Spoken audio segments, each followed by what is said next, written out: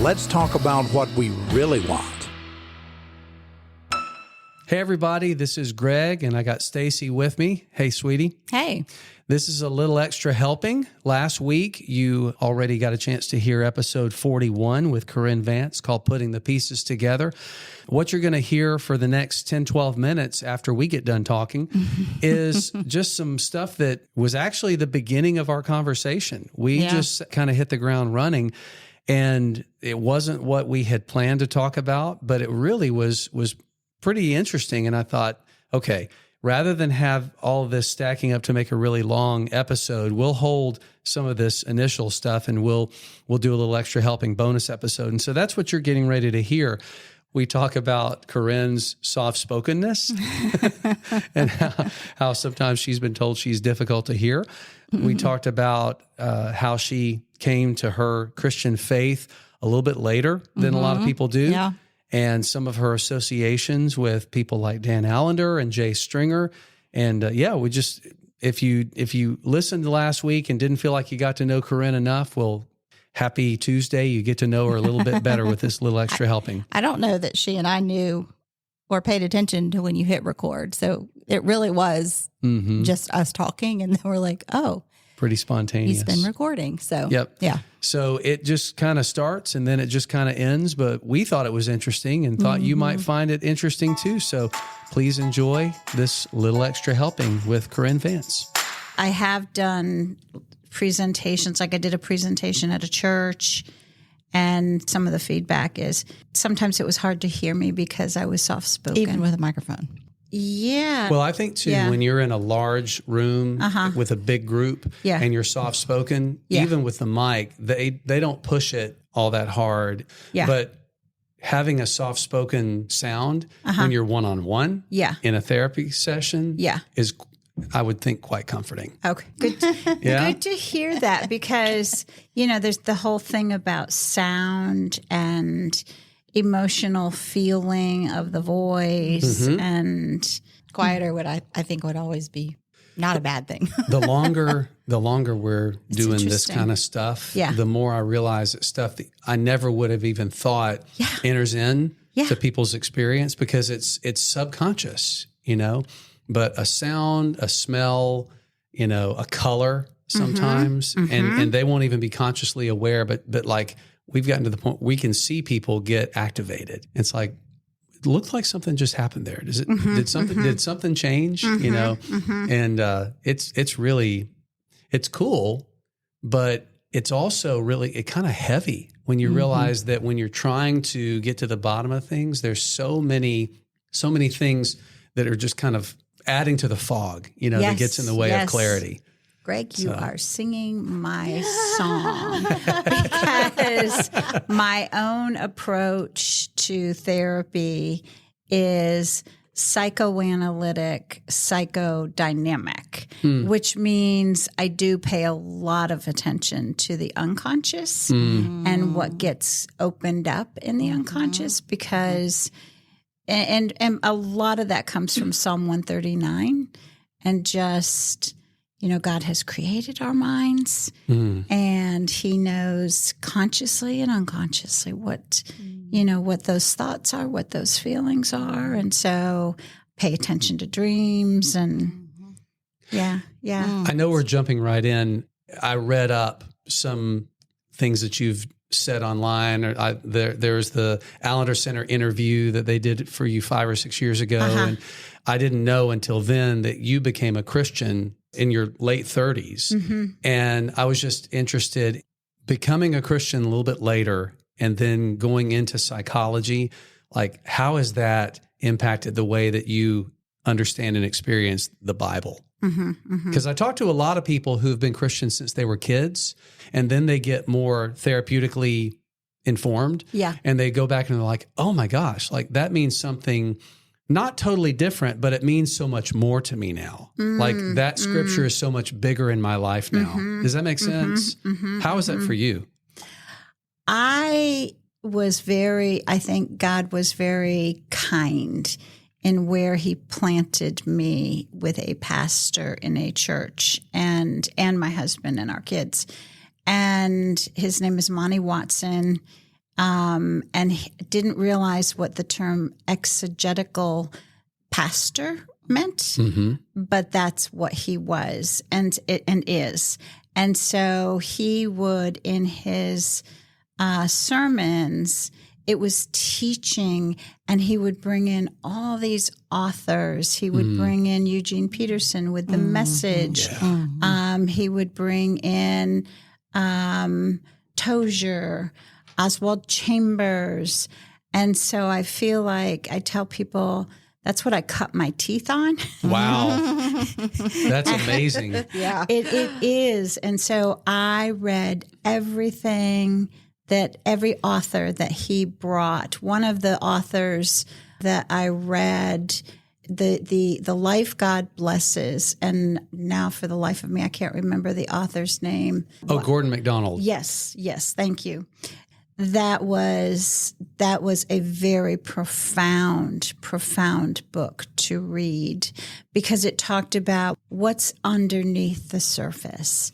And so again, that just the idea of what's going on internally inside of us just spoke. And then his wife, Kathy, discipled me. I had no idea what that word meant. Wow. That's amazing. And so we would meet every week in the basement of their townhouse, and she and I would talk and we'd pray together. And we did that for 18 years. Wow. And so, again, I just feel like I was really, like God was very kind to me in how he brought that experience. We're friends with them. They've relocated to Georgia. And so then that just laid the groundwork to then begin to think about harm, trauma. Monty and Kathy both knew my background. And I mean, Monty's like a big brother to me. You know, as I'm listening to you say this, I'm forming a story in my head. And the gist of the story is that it sounds like, as someone who came to faith later than a lot of people do, I wonder if you didn't have as much experience of having to unlearn some wrong messages or some hurtful spiritual messages. Maybe not being a Christian until you were 37 shielded you from some of the spiritual abuse that a lot of people go through. Yeah. It seems like to learn it well from the get-go, like it sounds like you were blessed to be able to do, would have been such a gift, as opposed to having to unlearn so many maybe well-intentioned, maybe not, but wrong messages about faith and about God, and then having to say, well, no, actually, it wasn't ever like that. It should have been like this. Many of the students, I would say most of the students, when I went to Mars Hill Graduate School, and at that time, that's what it was named, Mars Hill Graduate School. Now the Seattle School for Theology and Psychology, right? And so many of the students in their mid-30s, maybe the early 40s, they would come in, and we had this experience called practicum. And that was about beginning to understand your own story and how it has shaped you and how you sit with people. And the first year, I can remember being in a group, and I think in that group, I think I was one of two females, and the others were young men, all my son's ages. And I can remember them talking about, my growing up years were pretty good. You know, I was homeschooled. You know, parents went to my basketball games. Life was pretty good. I really didn't have anything.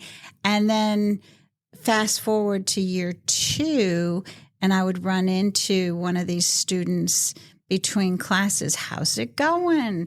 And he's like, oh, well, it's really hard. I'm mad at everybody. Yes. Yeah. Christmas is coming. Yeah. We're having to go home with family. And so the veil got torn. Yeah. And they began to understand how they had been harmed. And you're absolutely right, Greg, because I didn't have that experience of that spiritual harm at all. So in that way, I could just do my deep dive and learn, who is this God? Yeah. I know being a missionary kid, I had the same story, like trauma. I have trauma. I was happy and loved the mission field, and I did love it. I'm so grateful, but only fairly recently have you been able to see it as also being traumatic. Yeah. I mean, I think about being 9 years old and being put in a boarding school and my parents leave. Nice. These are strangers that I'm with. Nice. And I never In a new country. thought about it as, I knew I was sad. I started sucking. I was like fifth grade, not 10. I think I turned 10 right after we got to Africa. And I started sucking my thumb again. So I'm like, I know that was hard for me, but it was like, there has never been a consideration of that being trauma, because I equated that with my parents did something mean and unkind, and they would never. And they did put me in that boarding school. And I have since asked, what in the world were you thinking? And they were like, well, that's just what you did. And I get that. Like, that's what missionaries did. If you were going to go out in the tribe, you know, you had to put your kids, because they had to go to school. Right. So anyway, and it's not to, you know, I'm not saying they were horrible people at all, but I just don't remember anything about emotions or except don't be angry, don't complain, all the negative, quote unquote. We don't call them negative anymore, but, you know, and so just the undesirable or unpleasant emotions. Unpleasant ones, we like to say now, but I never knew that those were okay. I just thought, I feel this. I got to surrender it. Right. Immediately. Right. That's such an excellent phrase. I have to surrender it. I have to surrender my disappointment, my frustration, my anger. And it's like, well, what does that mean? What does that even mean? Because I took it to mean get rid of it. Like, Deny it's sinful, honestly, because you're not grateful or you're not, you know, trusting the Lord. And so get rid of it. And I think there is a surrender, but what does that mean? What does that look like? I think surrender has to follow acceptance. Yeah. I got to sit in it and accepting what happens that's making me feel this way, and that makes sense. Yeah. And then, okay, so now I'm not having to call it something else or act like it didn't happen, because how can I allow and trust God to heal it if I'm not calling it what it was? Right. Yeah. So it took me years though to be able to say, that things that happened were trauma and separate people's intentions and then the impact. Yeah. Well, and Jay talks about this in Unwanted when he talks about holding place for honor and honesty. At the same time. And I know you know Jay pretty well, right? Jay is a colleague. Jay Stringer is who we're talking about. Yeah, I know his parents well because John Stringer was a student at Marcel Graduate School at the same time that Jay was. Jay did his MDiv first and then shifted over and did the counseling psychology. And I know Jay pretty well. He's awesome. Such a good man. Oh my gosh. These first 10, 12 minutes that we've been talking about are not what I was planning on talking about, but it's so special. No, I did. I'm glad you did. Yes. So I'm even thinking this is probably going to wind up being a bonus that we do, because I want us to get into, this is gold. And I also want us to get into what we were planning on talking about. Yeah. So if what I'm thinking is correct and what you've just been listening to has been a bonus episode, then you're welcome. Awesome. Well, there you go. Your little extra helping with Corinne Vance. If you haven't listened yet to episode 41, Putting the Pieces Together, would really recommend that you do that. Also, while I'm mentioning it, don't forget to follow and subscribe to the podcast. We would also love it if you would write us a positive review and give us 5 stars. Thanks again for listening. We'd love to hear from you. If you have questions, feedback, topics you'd like to hear us talk about on the show, click the Send Us a Message link in the show notes of any episode.